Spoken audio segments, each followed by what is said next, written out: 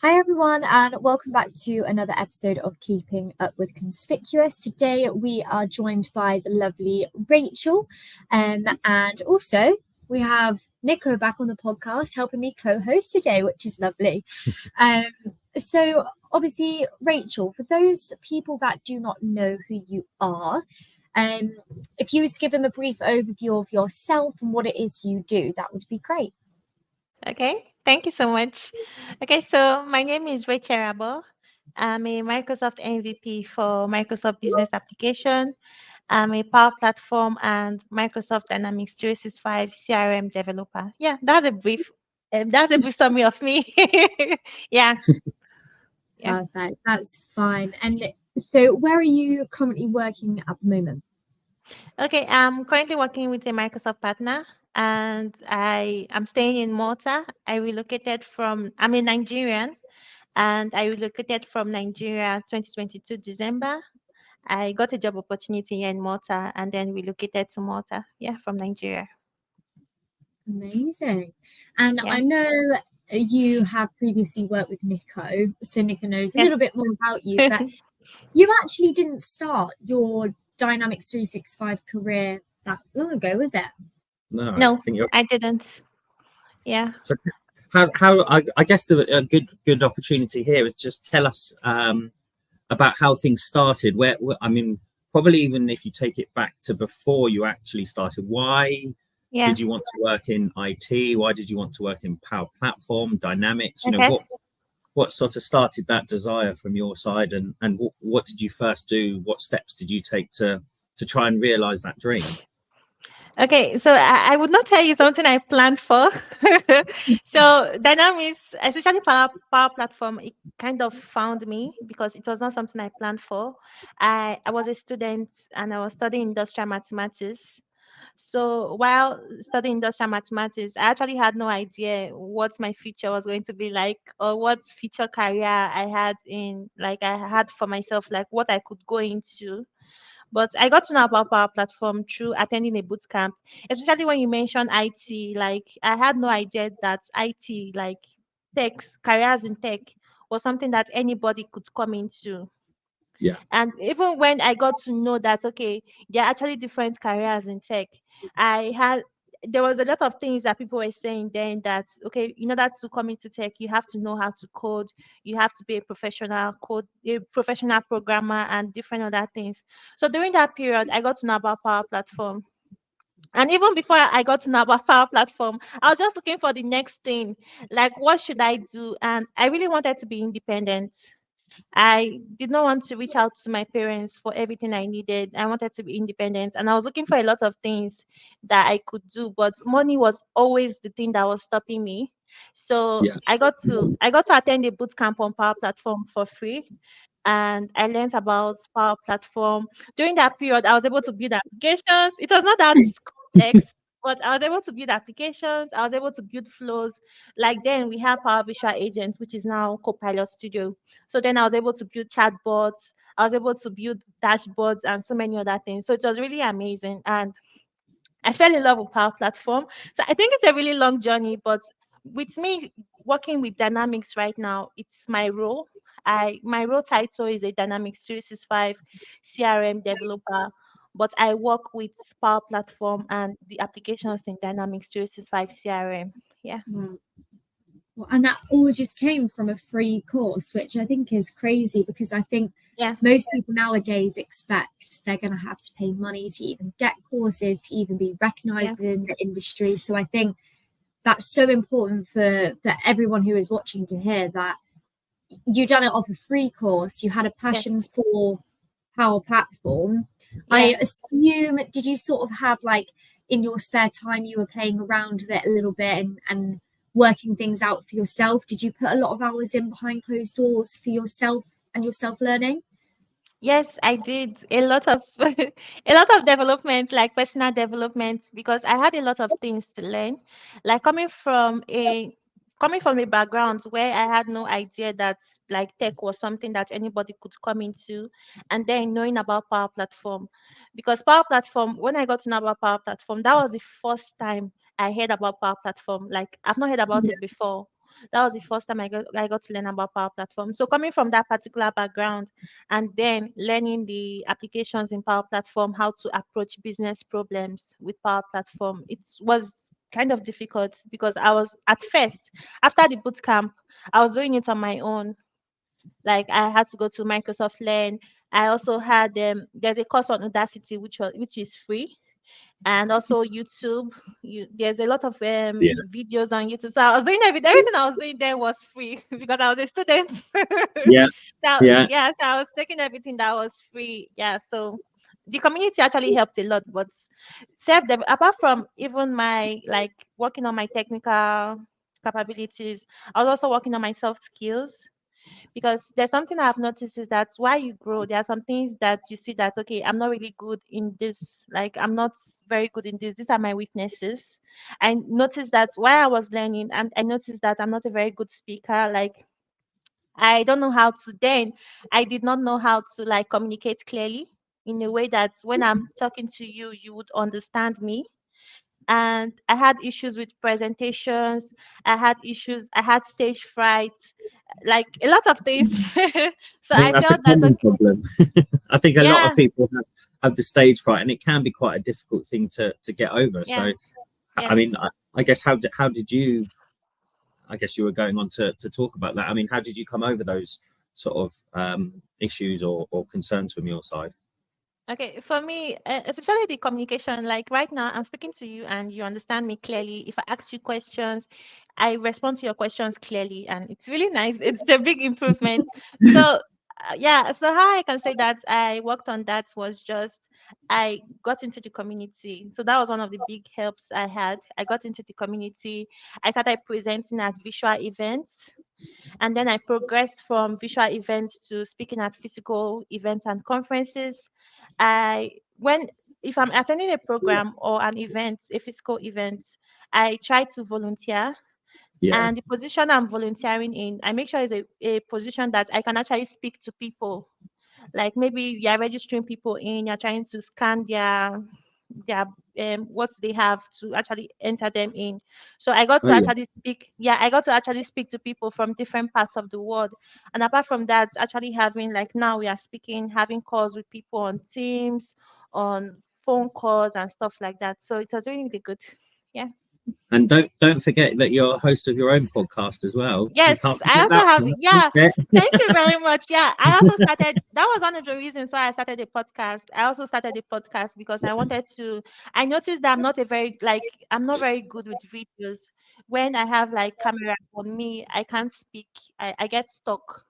I can't speak. I was like, okay, what are the ways that I can actually fix this, that I can work on this? I started a podcast, and also being able to communicate with different people. I started a podcast. I also started a YouTube channel. So yeah. Wow. And those podcasts and YouTube channels, channels, I can't talk now. Yeah. Are they focused on Power Platform and dynamics in the IT space, or is it something more generic like life or Okay, both? so for the YouTube channel, it's more focused on Microsoft 365 and Power Platform, which is my area of expertise. Then Yeah. for the podcast, it's general.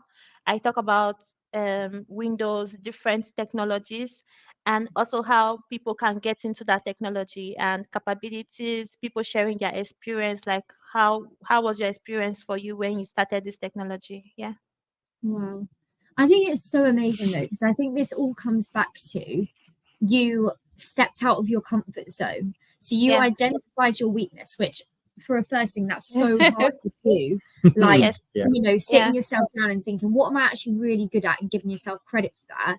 But then also Yeah. thinking, not great at these, but being able to identify those weaknesses, for one, is a huge thing. But Yeah. two, you were like, actually, no, those weaknesses, I'm going to look dead on straight in the face and do the hardest thing possible to help Yeah. you overcome it. And sometimes just being that, I mean, this isn't a rude word, but being that ballsy to Yeah. do that is, I think, such a massive thing. And for someone who's been in the industry just over 2 years, like we've got Yes. people who we speak to, they've been in it over a decade, and they still they'll come and say they're a bit nervous about going to talk at Yeah. a conference, or they don't want to run a seminar because they don't feel Yeah. they've got anything good to talk about, or people won't listen. Like, you know, Yeah. your own thing is your mental state, and whether you can overcome your own sort of imposter syndrome, as it Yeah, seems. thank you. Imposter syndrome. Yeah. Yeah. Yeah. And I think I owe everything to imposter syndrome, because Yeah. I have a lot of imposter syndrome, and at least from the beginning of my journey, it affected me a lot. And I just had to sit down and think about, okay, what is the reason why I am having this imposter syndrome? Like, what are my fears? What are making me insecure? And then I thought, okay, definitely, I don't know how to communicate. Most times I'll be in a meeting, or maybe then I was not working then, but I was attending different events, different community events, and I'll ask for the mic and ask a question. And the speaker will not understand what I have said. Yeah. Yeah, it was frustrating. I was Yeah, like, I Yeah. can okay, imagine. I can yeah, imagine. so But I think the imposter syndrome, or the speaking yeah, in public, is probably the number one thing that most people face. Yeah. It's yeah, always so difficult. And the more, I guess it's one of those things, the more that you do something, yeah, the more comfortable you become. And I think you've touched on it a couple of times already, is yeah, the community. The community within the dynamic space is so collaborative, so yes, they're supportive. amazing. Yes, And it just helps, really put people at ease. Of course, yeah, there's still going to be the yeah, stage fright, or whatever you want to call it, but I yes, think as far as a community or an environment that you could put yourself into to try and yeah, overcome those fears, the dynamics and power platform space is second to none, I would say. I yeah, think, they're so amazing. Yeah, sorry for interrupting you. yeah, no, it's all right. I was just going to say, I think almost every podcast and every I can't talk today.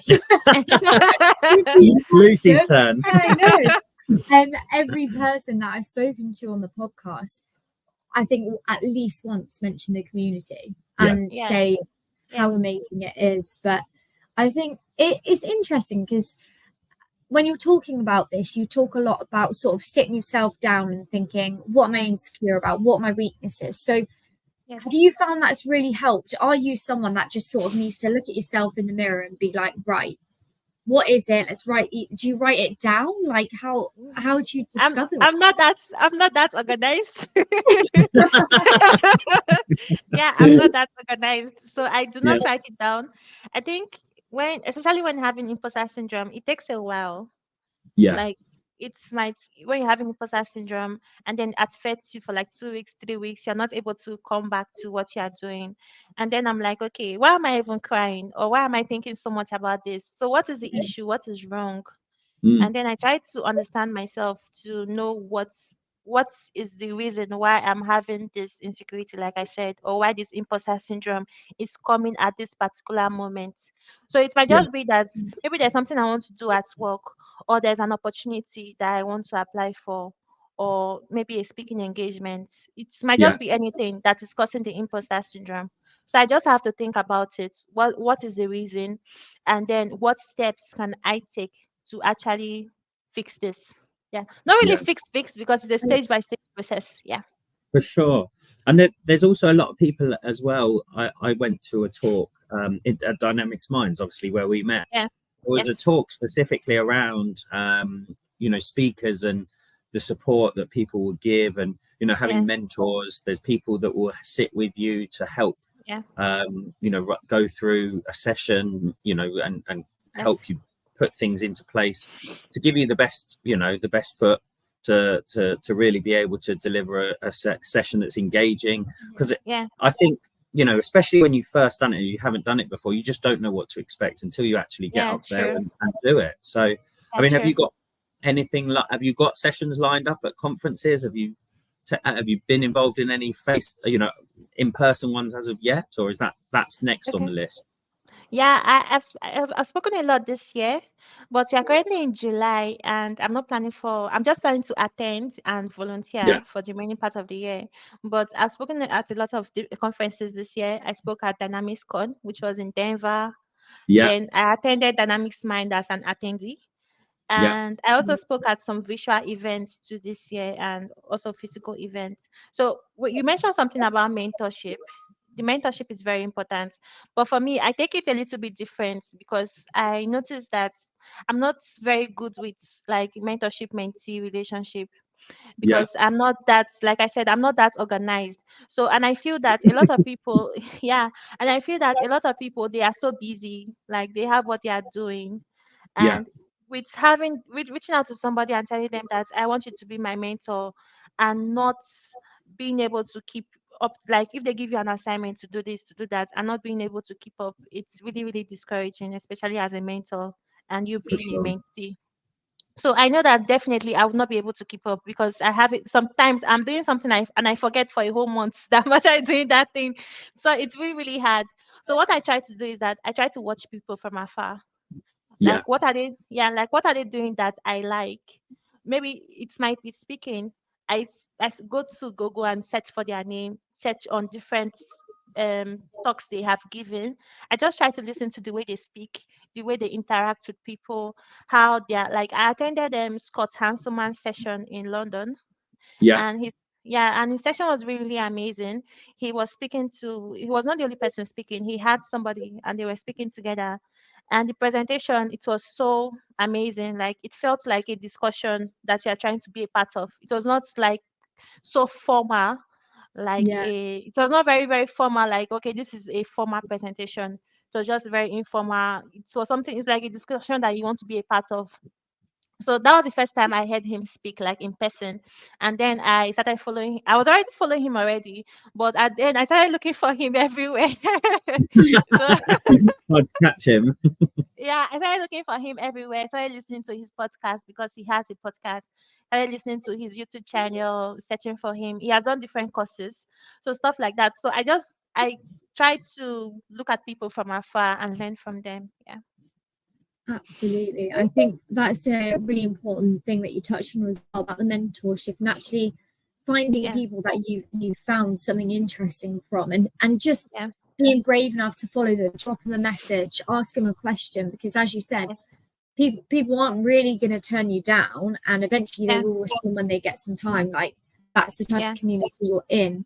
But I mean, I still can't get my head around how much you've done in the space of just over 2 years, by the way. I'm still absolutely shocked at that. But one thing I did want to know, you're working for KPMG, which people know as Yeah. the Big Four, huge Yes. company.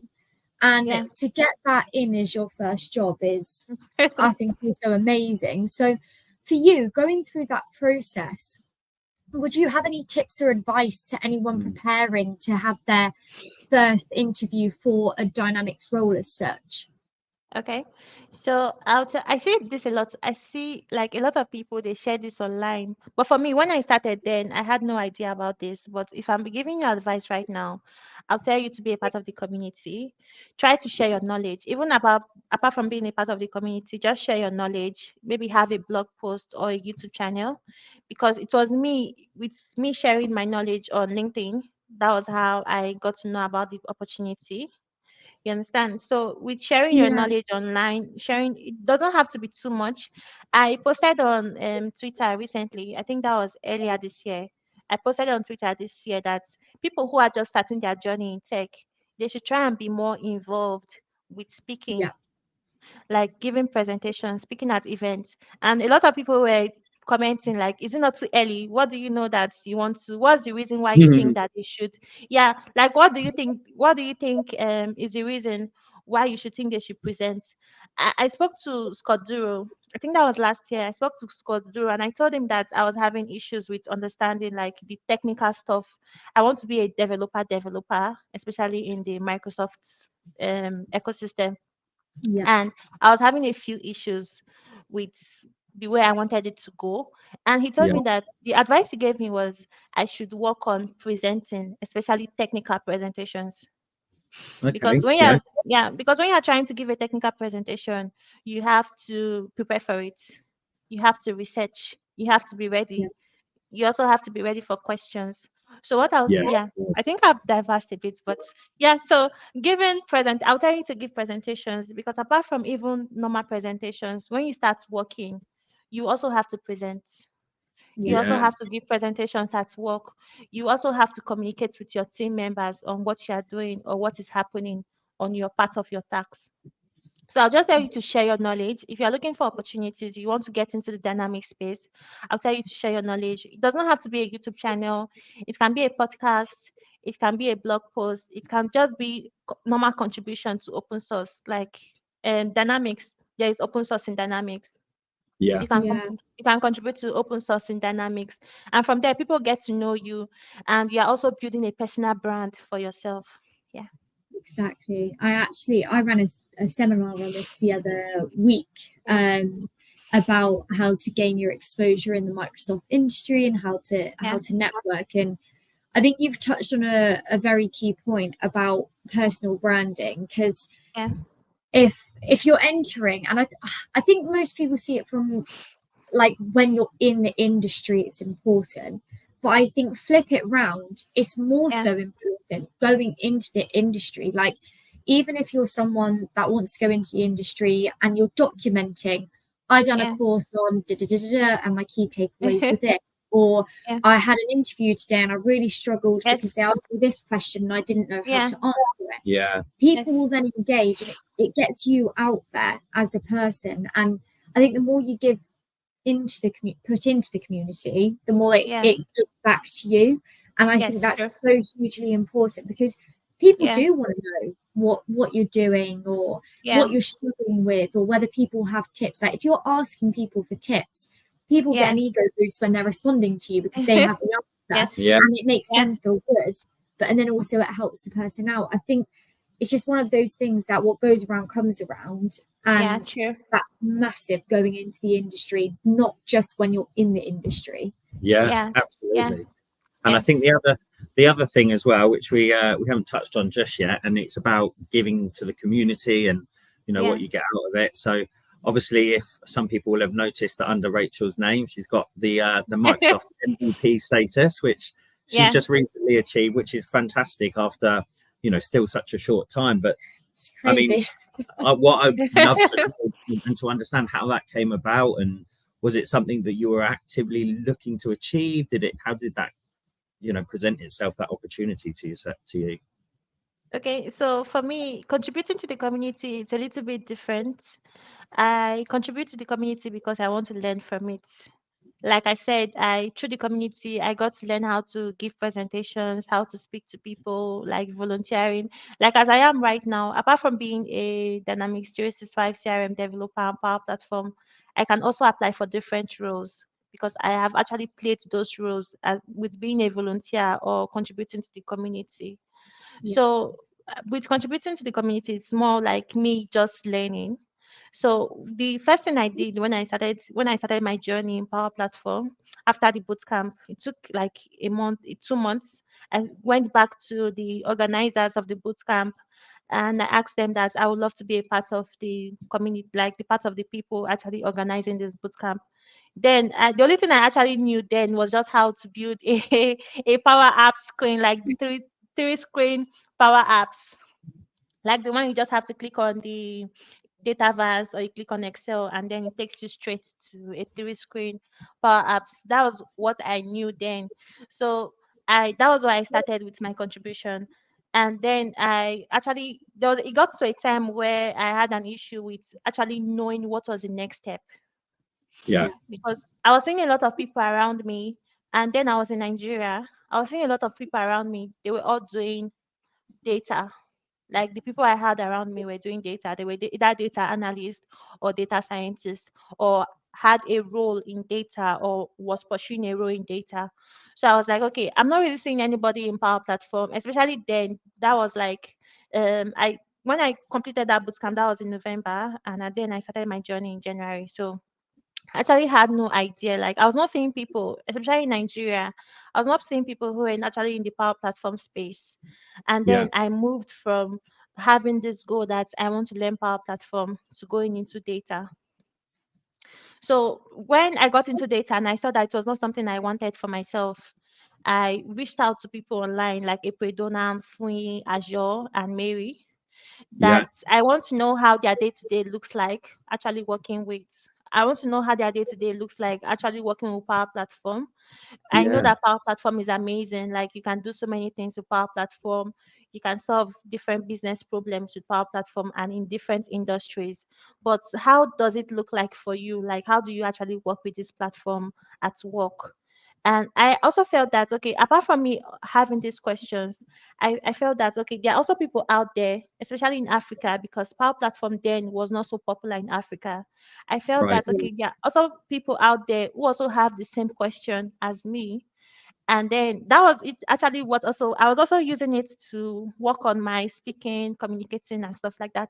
So that was when Yeah. I started holding Twitter spaces, and these Twitter spaces ran for 5 months. It's something like this, but it's not, you can't see the person. It's just like a audio call. People are Okay. Yeah. people are Yeah. Right. listening.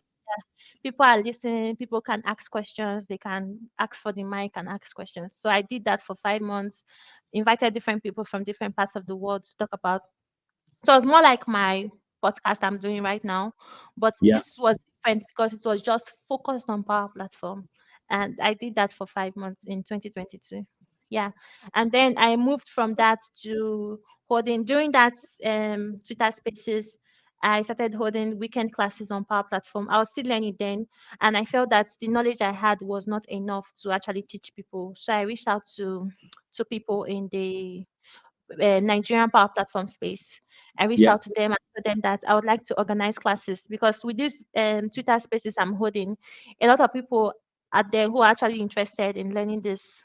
They're interested in learning this platform, For but sure. they don't know how to go about it. So we started holding classes like every Saturday, created a Telegram community online, and we ran that program for the 5 months during the Twitter spaces. And from there, I moved to joining the Nigerian Power Platform leadership community, which we started holding boot camps in Nigeria, started holding events, which I'm Yeah. still a part which I'm still a part of. And apart from Brilliant. doing all those, yeah, apart from those things, yeah, apart from those things I was contributing to, I was also contributing to visual events. I was speaking at different conferences from in different parts of the world, but it was visually because I had no access to actually travel from For Nigeria sure. then. Yeah, so I was speaking at different visual events, contributing in the way I could. I was actually also writing, I was posting every day too on LinkedIn and Twitter. I was posting like, okay, this is what I learned today. Like maybe Yeah. I went like maybe I went through a learning path. I'll be like, okay, this is what I learned from this particular learning path. And most times I might have questions too. I might just be stuck and I'll just post it. I don't post that on LinkedIn. I post it on Twitter. Hmm. And then I tag people in the Power Platform community, or I use the Power Edit hashtag. And then I ask questions about things that I'm confused about. So yeah, it was a lot of things. I was also writing on Medium. I started writing on Medium. I Medium was more like a notepad where you get to write, okay, this is what I did, Uh, this particular feature or capability, this is how to achieve it. And I felt, okay, maybe there are also people out there who also have this question, like maybe they want to build this particular thing and they don't know how to go about it. So they can actually still see the blog post. Yeah. So I was doing a lot uh, of things. I was yeah. contributing. Yeah. I was contributing. Everywhere. I was kind of everywhere. And most times people ask me, like, Rachel, do you sleep? I'm not surprised. And do you? Yeah. Do you sleep? I don't Somebody asked me on Twitter, like, Rachel, are you sure you sleep? You're always online. I see you in the morning, I see you at night. Like, Yeah. are you sure you sleep? Yeah. Yeah. So I was kind of everywhere. And yeah, so and then I got the opportunity I was nominated this year. I was nominated last year and then I joined the MVP community this year. Wow. Very, very well done and very well deserved for sure. Yeah. Because as Yeah. you say, you know, the input that you add to the community, as you say, everywhere from Twitter, LinkedIn, Yeah. blogs, you know, your Yeah. podcast is so useful. And even things like this, you know, giving information to people that are just starting their journey as well, similar to Yeah. yourself, is going to Yeah. be invaluable. And Yeah. I know there's a lot of people, we have a lot of conversations with people that are Yeah. looking to get into the industry. Sure. They just don't know where to start really. So yeah, Yeah. any advice from people like yourself is going to be massive for the future generation of the Dynamics Power Platform channel. Yeah. Yeah. Absolutely. I think one thing it boils down to, and what I will say is, if there is any comments, we will answer them after, and if there's any directed to Rachel, I'm sure she'll be kind enough to answer them as well. Yeah. I think one thing this boils down to, though, which not a lot of people end up talking about, is actually your passion for this area. It's come from within you, and you've thought, no, this is actually what I really enjoy. This is what I want to learn. And I think if you enjoy it and you have that passion, the hours and behind the scenes of work that you do just come naturally. And look, you smile every time you're talking about it. You seem like a very smiley person naturally, but you are just smiling, like, whenever you talk about any of this. And God knows what you'll end up doing in a few years' time, because you know, within 2 years you've caused this much of an impact. You've got your MVP status, which I don't know whether there's a record for being able to gain it so quickly, but I'm sure you're up there. You know, and I don't think that would have happened if you didn't have that initial fire in your belly, like, I'm going to learn Power Platform and I'm going to be the best at it. Yeah, sure. Passion helped a lot. Yeah, passion helped a lot. Yeah, I think you've got to have that passion, haven't you? Especially when you're first starting out, because it does take extra hours. You've got to put in the extra work to get there. But you know, if you want something enough, then you know there are opportunities. And I think it's just about being able to direct people in the right direction and point them to, you know, like the program that you joined when you first started, those type of things. Just to give people that platform to begin with is massive. So so I mean, I don't know if you've got any sort of final bits of advice or comments for someone that might be just wanting to start their journey. Okay, sure. Like I said before, I'll tell you that while you're working on your technical skills, also work on your soft skills, because these are things that there's something I always say, like anywhere I speak at, I say that where your technical skills, like where your soft skills can get you to, your technical skills will not be able to take you there. And you can imagine having those two together, like having your technical skills and then having your soft skills. It's going to take you very far, especially in your career. So while working on your technical skills, also do well to work on your soft skills. Join the community. The community is very important, and that has what has been helping me from the beginning of my journey. Like a lot of people, they tell me that the way you have gone so fast in your journey, it's the community. And to be sincere, it's the truth, because I joined the community very early from my journey. Like when I started my journey on Power Platform, it was side by side. I was learning. I was also part of the community. So I'll tell you to join the community, learn, and while you are learning, try to work on projects, and try to work on project that actually solves business problem. Don't just work on a project, because when you are looking for a job, or when you have, let's say for instance, you do not have a work experience, because when I started, I actually had no work experience. So if you're a person that you do not have a work experience, try to work on projects that actually solves business problem, and add those projects in your CV, so that when you're working on when you're having like an interview, you actually have something to talk about. And you can actually talk about, okay, this is a project I worked on, this is how I approached this project, this is the timeline and different things. The way you talk about the project, it's more like saying that, okay, I have the same experience as somebody who has actually been in this career for a year. For sure. You understand? Because it gives you an edge that, okay, this person knows what they are saying. They don't just, because it's different with understanding the platform and understanding how to solve a business problem with this platform. So I'll tell you to actually work on solving business problem, work on projects that solve business problem. It doesn't have to be so big. You can check online, check on projects you can work on. Also work on knowing databases. Especially when you want to go into the dynamic space, try and understand a database fundamentals, things like primary keys, try to understand column types, try to understand data types and everything that you need, because you are definitely going to need them. And maybe if you are going to an interview, you are going to see questions on databases. Then join the community, then be yourself, and also love yourself too. There we go. Perfect advice. I think Yeah. that's a lot of very key points to take away. I think all the points made are so valuable as well. Yeah. I mean, I've really enjoyed the chat. I can't believe how quick Likewise. 35 minutes has gone, if I'm honest. Yeah. I'm sure we could chat to you for hours. I do this with everyone that comes on though. Like it ends up, I could just talk to everyone for hours. But obviously, if people do have any questions for Rachel, please drop them in the comments and we'll be sure to answer them. Rachel, all we can say is one, thank you so much for coming on. Thank But you. two, keep smiling, keep doing what you're doing. You're honestly smashing it in the industry.